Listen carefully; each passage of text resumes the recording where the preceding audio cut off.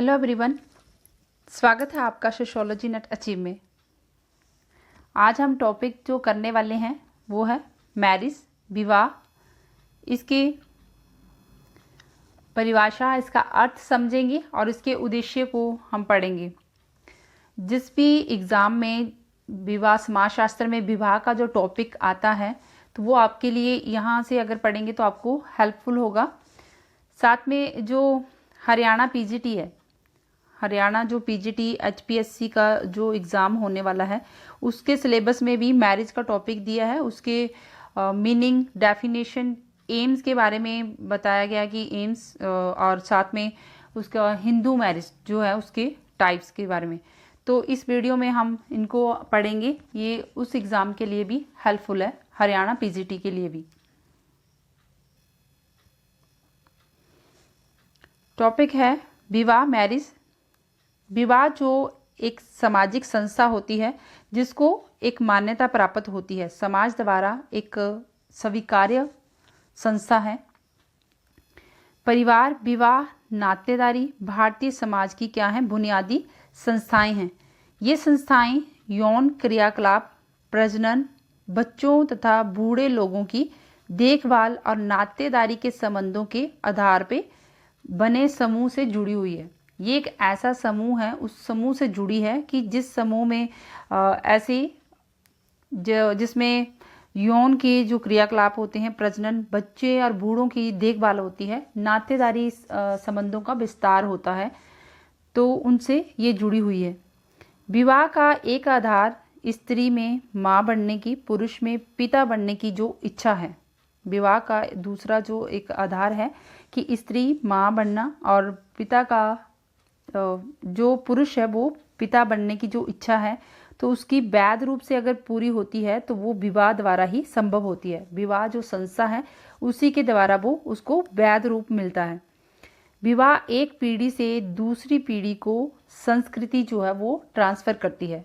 जो विवाह एक संस्था है वो संस्कृति को एक पीढ़ी से दूसरी पीढ़ी को ट्रांसफ़र करती है। कुछ समाजों में आर्थिक जीवन जो विषम लिंगी हैं, जो मेल एंड फीमेल हैं, मेल और फीमेल ये ऑपोजिट जो सेक्स हैं, तो इनके बीच में सहयोग भी होता है और श्रम विभाजन भी होता है। इनके बीच में सहयोग और श्रम विभाजन, जैसे जो मेल काम करता है या फीमेल, तो इनके प्राचीन समाज से ये ऐसा होता आ रहा है कि इनमें श्रम विभाजन होता है और वो एक दूसरे को सहयोग करते हैं। प्राचीन समाज में जैसे पुरुष बाहर के काम करता है, स्त्रियां घर का काम संभालती हैं, तो इस श्रम विभाजन करके वो एक दूसरे को आर्थिकी सहयोग प्रदान करते हैं।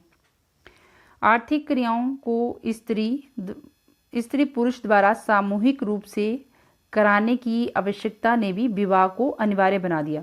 ये जो प्राचीन समाज में जैसे पुरुष बाहर के काम करेगा, स्त्री घर के काम करेगी और खाना बनाएगी, बच्चों को संभालेगी, तो ये जो कारण थे इन्होंने विवाह को अनिवार्य बना दिया। जो विवाह है उसको एक आवश्यक संस्था बना दिया। इन सभी कारणों से विवाह रूपी जो संस्था है वो प्रत्येक काल में, हर काल में, प्रत्येक समाज में विद्यमान होती है, पाई जाती है। इसके जो स्वरूप हैं वो अलग अलग हो सकते हैं। किसी समाज में उस जो विवाह का स्वरूप है वो अलग हो सकता है, जैसे एकल विवाह, द्विविवाह, जो बहुपति विवाह, तो इस तरह से इसका स्वरूप अलग हो सकता है, लेकिन ये प्रत्येक समाज में पाया जाता है। विवाह की जो संस्था है, विवाह समाज द्वारा एक मान्य जो संबंध, जो यौन के संबंध हैं, उनको ये मान्यता प्रदान करती है, इसलिए इसको एक सामाजिक संस्था कहते हैं। समाज इसको स्वीकार करता है और इसको जो ये संबंध होते हैं उनको कानून, रीति रिवाजों द्वारा भी परिभाषित किया जाता है, इसको मान्यता दी जाती है। विवाह द्वारा उत्पन्न बच्चे विवाहित जोड़े को, जो विवाह के बाद जो उनसे पैदा हुआ बच्चा है वो उसको वैध संतान माना जाता है। और उत्तराधिकारी, एक वैध उत्तराधिकारी होता है, वंश क्रम के मामले में भी महत्वपूर्ण होता है। उसका वंश जो है वो आगे उसी से बढ़ता रहता है। इस प्रकार का जो विवाह है वो केवल यौन संतुष्टि का साधन यही नहीं है, सिर्फ जो इस तरह की जो मैरिज है, जो विवाह है, वो केवल यौन संतुष्टि का ही कार्य नहीं करता, यौन संतुष्टि ही नहीं पूरी करता, बल्कि वो परिवार की निरंतरता को भी बनाए रखता है। परिवार की जो कंटिन्यूटी है वो भी चलती रहती है। इसको सांस्कृतिक क्रिया विधि कहते हैं। ये जो परिवार की निरंतरता को बनाए रखना है वो क्या है? सांस्कृतिक क्रिया विधि। भारत को एक सर्वव्यापी सामाजिक, बहुत हद तक भारत की जो विवाह की संस्था है वो एक सर्वव्यापी सामाजिक संस्था है। जो भारत में एकल विवाह है वो सर्वव्यापी सामाजिक संस्था है। यौन इच्छाओं की संतुष्टि ने ही विवाह, परिवार और नातेदारी को जन्म दिया। जो यौन संतुष्टि की जो पूरी की जाती, यौन संतुष्टि पूरी होती है तो वो जो इच्छा है वो उसी ने क्या विवाह की संस्था को मान्यता दी है, विवाह की संस्था को पूरा किया।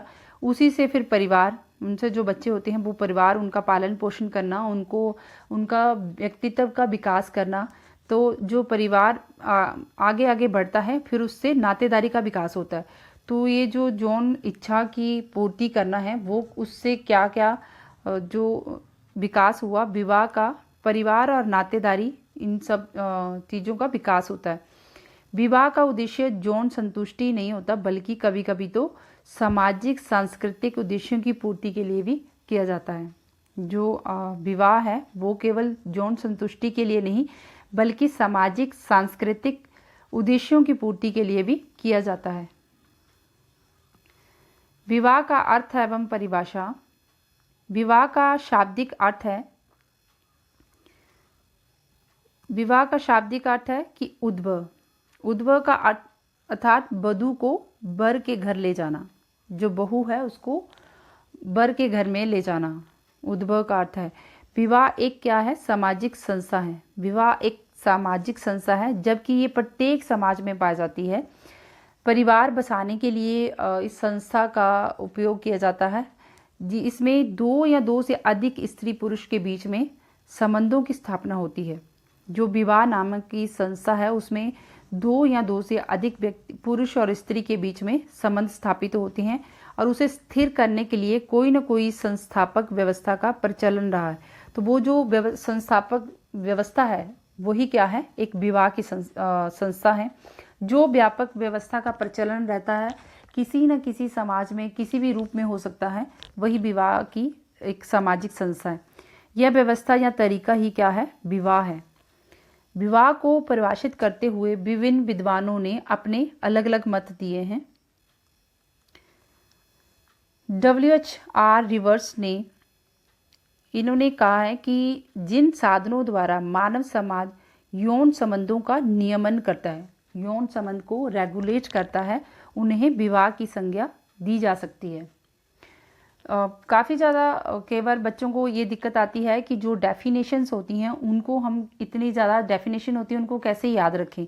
उनको याद रखने का तरीका यही है कि उसके कीवर्ड्स को पकड़िए। जैसे WHR रिवर्स ने जो डेफिनेशन दी है तो इसमें जो मुख्य फोकस किया है कि जो मानव समाज है वो यौन संबंधों का नियमन करता है, उसको रेगुलेट करता है।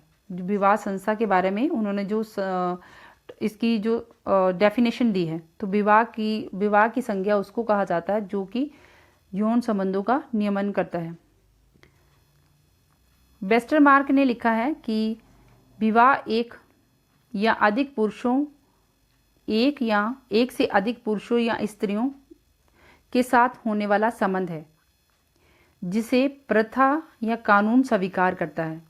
ये जो वेस्टरमार्क का कीवर्ड है उसमें प्रथा या कानून जो है उसको स्वीकार करता है, ये इनका कीवर्ड है वेस्टरमार्क का, कि जो विवाह एक संस्था है उसको प्रथा या कानून द्वारा स्वीकार किया जाता है, जिसमें इस संगठन में आने वाले दोनों पक्ष, लड़का पक्ष और लड़की पक्ष, दोनों पक्ष में उनसे जो उत्पन्न बच्चे होते हैं उनको अधिकार और कर्तव्यों का भी समावेश होता है।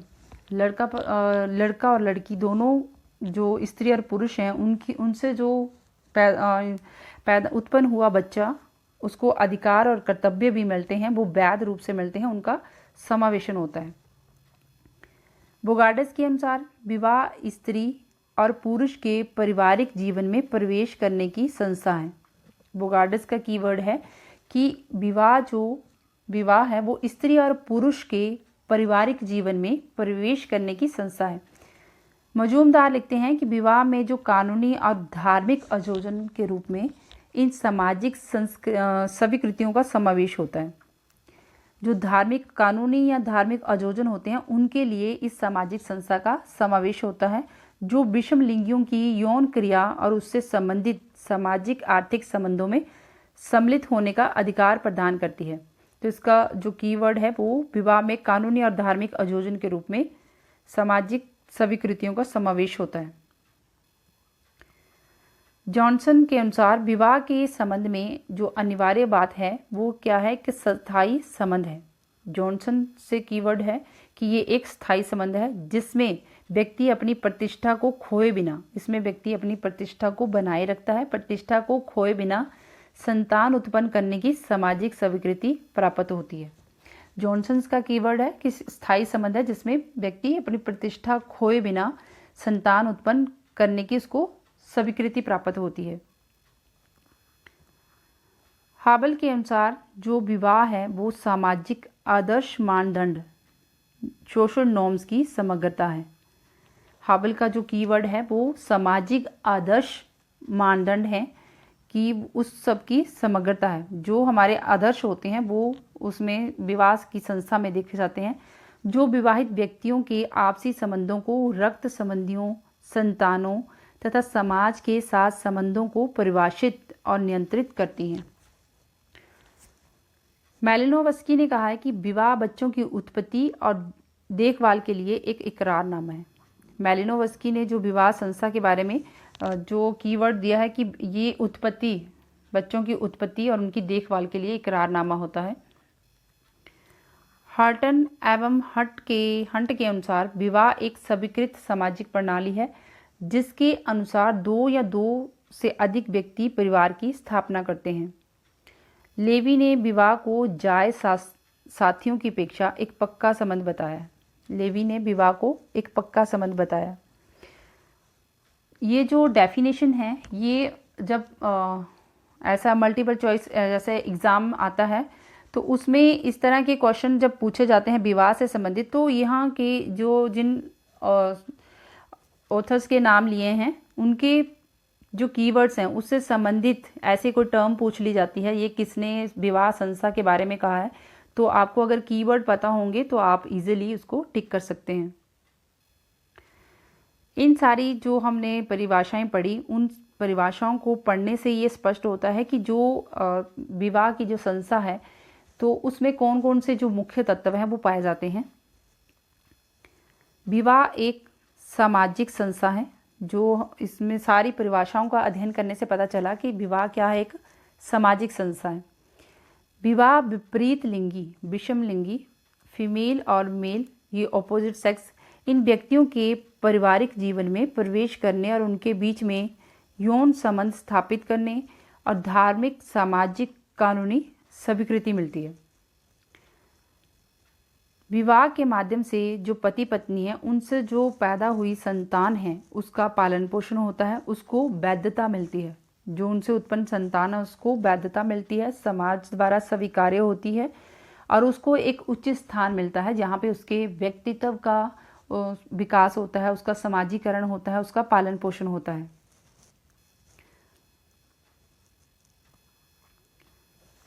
विवाह के उद्देश्य, एम्स ऑफ मैरिज। मर्डॉक ने 250 समाजों का अध्ययन करने पर सभी समाजों में विवाह के 3 प्रचलन बताए हैं। मर्डॉक ने 250 समाजों का अध्ययन किया।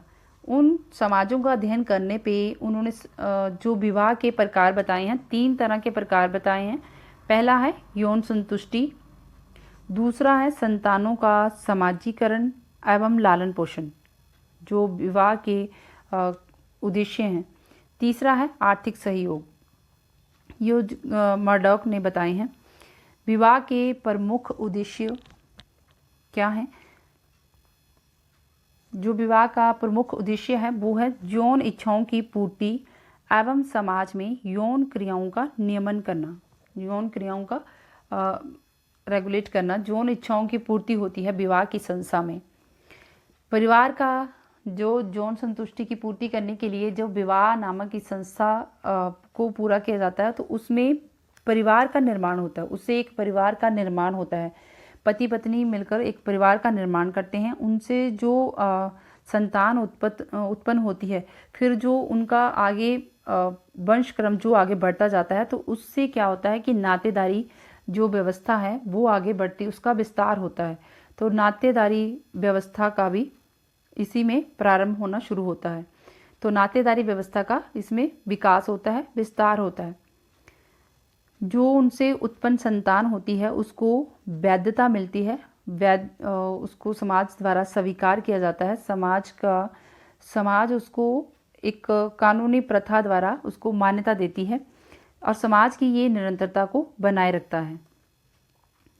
संतानों का लालन पालन और समाजीकरण भी परिवार में होता है। ये विवाह संस्था के द्वारा संपन्न होता है कि विवाह संस्था द्वारा परिवार में व्यक्ति पारिवारिक जीवन में प्रवेश करता है, फिर उसमें संतान जब पैदा होती है उसका लालन पोषण और उस संतान का समाजीकरण होता है। वो उस समाज में रहकर, उस परिवार में रहकर जो कुछ वो सीखता है, समाज के आदर्श मूल्यों, उन सबको वो सीखता है। स्त्री पुरुषों में आर्थिक सहयोग उत्पन्न करना, जो श्रम विभाजन होता है, स्त्री और पुरुष में जो श्रम विभाजन होता है उसमें वो एक दूसरे को क्या करते हैं, आर्थिक सहयोग करते हैं। इससे मानसिक संतोष भी प्रदान होता है। मानसिक संतोष, जो विवाह संस्था है वो मानसिक संतोष प्रदान करती है। माता पिता एवं बच्चों में नवीन अधिकारों एवं दायित्वों को जन्म देता है। जो माता पिता बनते हैं विवाह नामक संस्था को पूरा करने के बाद, जब वो परिवार में प्रवेश करते हैं तो फिर बच्चों के प्रति उनके अधिकार और दायित्व भी बढ़ने लगते हैं, उनको मिल जाते हैं। तो नए जो अधिकार मिलते हैं उन दायित्वों को भी वो निभाते हैं। संस्कृति जो होती है समाज की, वो एक पीढ़ी से दूसरी पीढ़ी को हस्तांतरित होती रहती है, ट्रांसफ़र होती है। जो समाज में जो संस्कृति है उसका विकास पीढ़ी दर पीढ़ी होता रहता है। धार्मिक, सामाजिक और सांस्कृतिक उद्देश्यों की पूर्ति होती है। और 10 है कि सामाजिक सुरक्षा भी प्रदान होती है विवाह नामक संस्था से, जो क्योंकि वो एक सामाजिक संस्था है, उसको समाज स्वीकार करता है, उसको वैधता मान्यता मिलती है। पीएन प्रभु ने जो हिंदू विवाह है उसके भी उद्देश्य बताए हैं। उन्होंने जो उद्देश्य बताए हैं हिंदू विवाह के, कि धार्मिक कर्तव्यों का पालन करना, धार्मिक कर्तव्यों का पालन करने के लिए जो हिंदू विवाह में उन्होंने उद्देश्य बताए हैं, हिंदू विवाह के 3 उद्देश्य बताए हैं। पहला है कि धर्म के कारण विवाह किया जाता है, प्रजा संतान प्राप्ति के लिए और रति यौन संतुष्टि के लिए। अर्थात जो धर्म तथा विवाह का मुख्य उद्देश्य है, धर्म जो है वो विवाह का मुख्य उद्देश्य है। विवाह को अपरिहार्य और जरूरी माना गया है धर्म के अनुसार, क्योंकि पुरुष को जीवन में कुछ धार्मिक कर्तव्यों को भी निभाना होता है। धार्मिक कर्तव्यों को निभाने के लिए उसको पत्नी की आवश्यकता होती है और अतः व्यक्ति को अपने यज्ञों और उनसे जुड़ी धार्मिक क्रियाओं को करने के लिए उसको विवाह का जो लक्ष्य है वो उसको पूरा करना होता है, जिसमें कि कन्यादान, पाणिग्रहण, सप्तपदी जो संस्कार है वो पूरे किए जाते हैं। पत्नी के अभाव में जो अविवाहित व्यक्ति होता है वो इन यज्ञों को पूरा नहीं कर सकता, उसको शादीशुदा होना आवश्यक होता है। विवाह ही एकमात्र ऐसा माध्यम होता है जिसके माध्यम से व्यक्ति देवों, ऋषियों और माता पिता, अतिथियों की उनके प्रति तो जो दायित्व होता है उसको वो पूरा कर सकता है। और धार्मिक कर्तव्यों की पूर्ति के लिए विवाह द्वारा पत्नी प्राप्त करना आवश्यक है। धार्मिक कर्तव्यों के जो उद्देश्य होते हैं उसको पूरा करने के लिए पत्नी होना, जो व्यक्ति है उसकी पत्नी होना आवश्यक होता है। इसी कारण जो है धर्म के कारण विवाह भी आवश्यक संस्था है। समाज में व्यवस्था बनाए रखने के लिए, उसकी नैतिकता की रक्षा के लिए, ताकि समाज में नैतिकता बनी रहे, समाज में व्यवस्था बनी रहे, इस उद्देश्य को पूरा करने के लिए भी विवाह नामक की संस्था जो है वो आवश्यक है। दूसरा है पुत्र प्राप्ति, जो कि पुत्र प्राप्ति विवाह भी एक दूसरा उद्देश्य है इसका, कि संतान उत्पत्ति के लिए व्यक्ति विवाह करता है, सामाजिक संस्था को पूरा करता है। और पुत्र प्राप्ति को विशेष महत्व दिया गया है। पुत्र प्राप्ति को विशेष महत्व दिया गया क्योंकि इसका कारण है कि पुत्र द्वारा ही मोक्ष प्राप्ति होती है। पुत्र के द्वारा जो पितरों को तर्पण किया जाता है, उनको तर्पण किया जाता है, पिंडदान किया जाता है, तो ही उनको मोक्ष मिलता है। इस मोक्ष को प्राप्त करने के लिए पुत्र प्राप्ति की इच्छा रखना विवाह का उद्देश्य है। पितृ यज्ञ को संपन्न करने के लिए, पितृ ऋण से मुक्त होने के लिए पुत्र की उत्पत्ति आवश्यक मानी गई है। मनु संहिता में कहा गया कि जो पुत्र द्वारा पिंडदान किया जाता है तो इससे पिता को पुनर्जन्म में भी मुक्ति मिलती है। तो ये जो पुत्र की प्राप्ति की जो लालसा है, वो जो इच्छा है कि उससे व्यक्ति को ये पुनर्जन्म से मुक्ति मिलेगी, पिंडदान जो उसका पुत्र करेगा उसका, तो इन सारी इच्छाओं के कारण ही, इन संस्कारों को पूरा करने के लिए इस विवाह नामक की संस्था को पूरा किया जाता है, शादी विवाह किया जाता है। जो पाणिग्रहण संस्कार है उसके अवसर पर मंत्रों के माध्यम से वर वधू को कहता है कि मैं उत्तम संतान प्राप्त करने के लिए तुमसे वैवाहिक संबंध स्थापित कर रहा हूँ।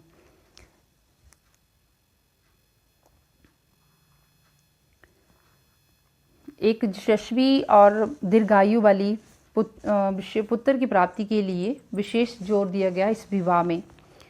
एक उसके अच्छे गुण होने चाहिए, धरती पे परलोक में सुख देने वाली होनी चाहिए। तो ऐसी संतान पाने के लिए ही समाज में लगातार ये जो टीका है ये प्रचलित है। ऋग्वेद में अनेक स्थानों में पुत्रों की कामना की गई है। ऋग्वेद में अनेक स्थानों पे पुत्रों की कामना की गई है। परिवार और समाज को निरंतरता को ध्यान में रखकर ही संभवतः हिंदू शास्त्रकारों ने विवाह के इस लक्ष्य को इतनी महत्ता प्रदान की है कि विवाह जो है वो आवश्यक है। रति विवाह, इसका ये जो उद्देश्य है, ये अंतिम उद्देश्य है, ये है काम वासना, यौन संतुष्टि को पूरा करने के लिए। रति का तात्पर्य होता है कि समाज द्वारा स्वीकृति मिल जाती है, यौन इच्छाओं की पूर्ति करना।